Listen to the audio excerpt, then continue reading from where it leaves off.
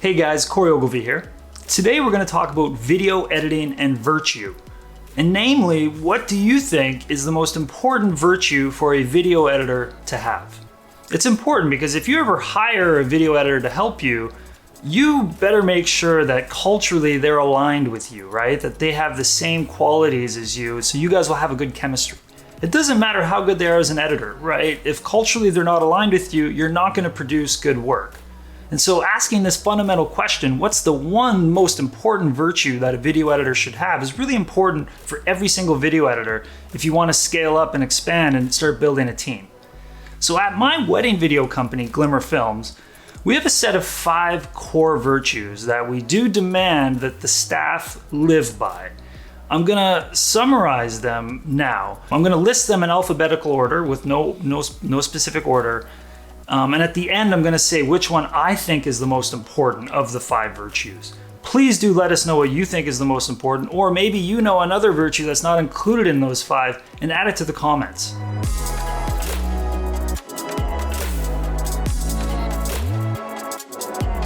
So the first virtue is be honest and loyal. Now, honesty and loyalty are virtues that are common to most successful cultures in human history, right? If you really think about it, if you have 2 societies, one is honest and loyal with each other, and the other society is not, survival of the fittest, right? It's probably inevitable that the honest one is gonna prevail. Now you might be a cynic and go, yeah, right, look at the world right now and the lack of honesty. But I think en masse, like on total, I think if you have 2 societies, the one that's more honest is going to prevail. And that applies to your business. That applies to you as a person, right? And that's why it's a really fundamental virtue. Obviously, that's, one could argue this is the most important. Nothing else matters. If somebody's lying and disloyal, but just keep an open mind and let's look at the other virtues as well. So the second virtue is kaizen. Now that's a Japanese word which translates to good change, or more directly, constant improvement. For business and video editing, that's the definition we're going to take with it. Now, constant improvement is a way of looking at yourself, and effectively it's a way to prevent complacency. Complacency is the death of an artist, the death of a business person, the death of a husband, the death of an athlete, the death of every single, profession or role you can think of. Now, the Japanese, many argue this is the reason for their startling success post-World War II. Kaizen was the cultural foundation upon which Japan rebuilt and became the second largest economy in the world for many, many years. I think China just overtook them. The third virtue is open-mindedness. Open-mindedness makes you a better artist, and it makes your business more competitive. Look at Ray Dalio. He is the world's most successful hedge fund manager ever. He wrote this incredible book called Principles. You should check it out. At his business, Bridgewater, I believe it's called, what he does is he has a policy, a cultural policy at his business called radical open-mindedness. And what that means is the janitor all the way up to Ray Dalio, in many ways, they have an equal say when it comes to investment decisions that the company makes. Of course, take that with a grain of salt. But it's very meritocratic at his company, and he coaches his staff to be excessively open-minded, to not dismiss an intern or a receptionist's idea. Now, as a video editor, I'm not saying you have to be that crazy, but as a video editor, sometimes it really makes sense. You get more return on your investment of time if you actually stop video editing. Stop it. And go and look at other video editors. Go and research and be open-minded and say, maybe I suck. Maybe I suck at video editing.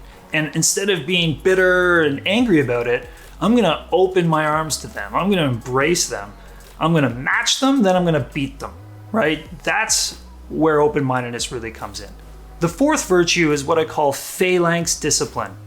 Now, this is an analogy that I created to help describe a point I was trying to make at my wedding company, Glimmer Films. So what is a phalanx? I actually ran into the word when I was reading ancient Greek history. I was really interested in Alexander the Great.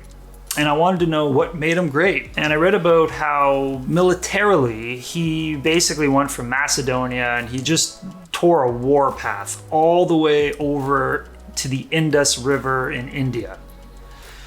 No other general since, including till today, has been able to do that, right? And I wondered, like, how was he so successful?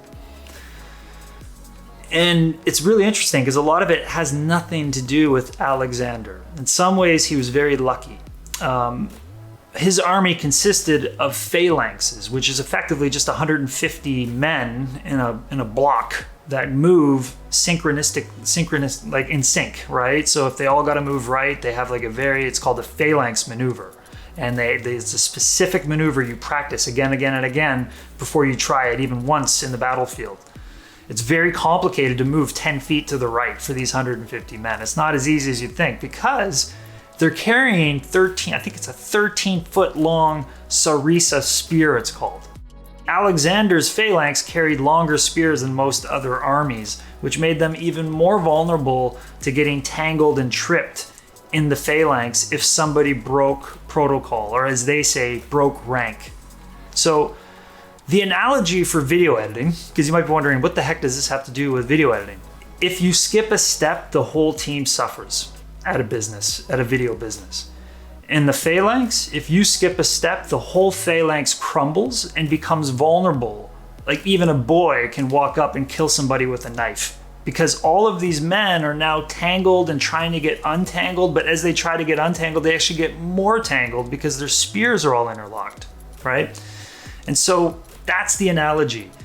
When you give an editor protocol, like this is how you do the edit, explain to them that the reason why it's so important that they follow protocol, it doesn't just hurt, you, the owner. It hurts the client. It hurts the post-production supervisor who has to re-output the edit. It hurts so many different parties. It's exactly like a phalanx tripping and crumbling, right? So the analogy for me, I love history. It makes the most sense. Now at my company, when we say Phalanx Discipline, everybody knows exactly what we mean. So the analogy gets a lot done with a few syllables. The fifth virtue is self-control. This virtue I also found in ancient Greece with Socrates, not Alexander. And I also found it in colonial America with Benjamin Franklin. So self-control is something that our society doesn't actually value too much. We actually value emotional expression more than we do emotional control. That shift happened in the early 1900s as we turned into a consumer society. The marketers want us to be emotional because then we buy things, right? So right now you live in a world that isn't trying to teach you to have self-control. But if you look in history, you can actually find that this is a battle people have been waging with themselves for thousands of years. It goes all the way back to the ancient Greece and probably even earlier, where there's real artifacts that show culturally these people valued the virtue of self-control above all else. Now, Socrates, for example, said, "An unexamined life is not worth living." And many of his contemporaries talked about him that he was very temperamental and had a lot of passion when he was younger, but he tamed the beast within. That's what they say. Socrates himself had a really bad temper, but his ability to conquer that temper is partly what made him great. That's partly why you and I know his name today.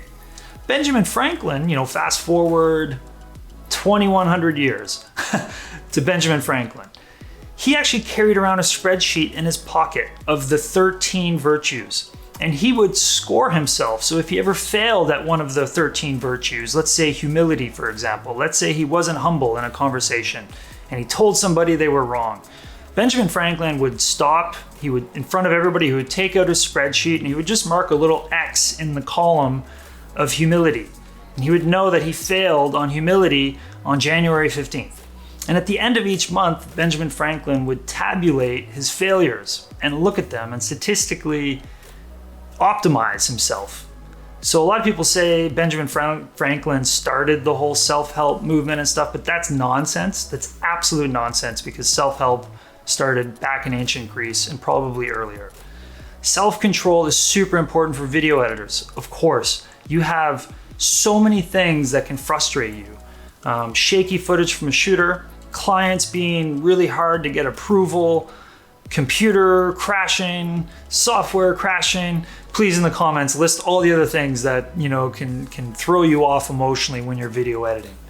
And so your ability to exercise self-control can differentiate you heavily, because as I said, we are in a society that wants us to be emotional. We're easy to sell to when we're emotional. I'm sorry, but that's just the way it is. If you look at any sales book, they say people buy with emotion. They think about rationality later.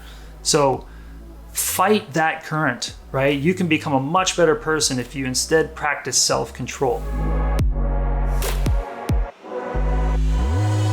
So what's the final verdict? In my opinion, I'm wrong a lot, so if you disagree, please put a comment down below. I believe that it's open-mindedness. Now for me, the reason is simply I wouldn't have discovered these other virtues had I not been open-minded. So for you, I think the most important thing is first get open-minded, get curious, really open up to the world. You know so little of what there is to know, right? I mean, Socrates said, the one thing I know is that I know nothing. So once you really say that to yourself, open-mindedness becomes a lot more automatic. And then you start discovering new things. Culturally, that leads to all sorts of breakthroughs for yourself. So thanks for watching, because that means you're open-minded. Please do subscribe for more videos like this. See you next time.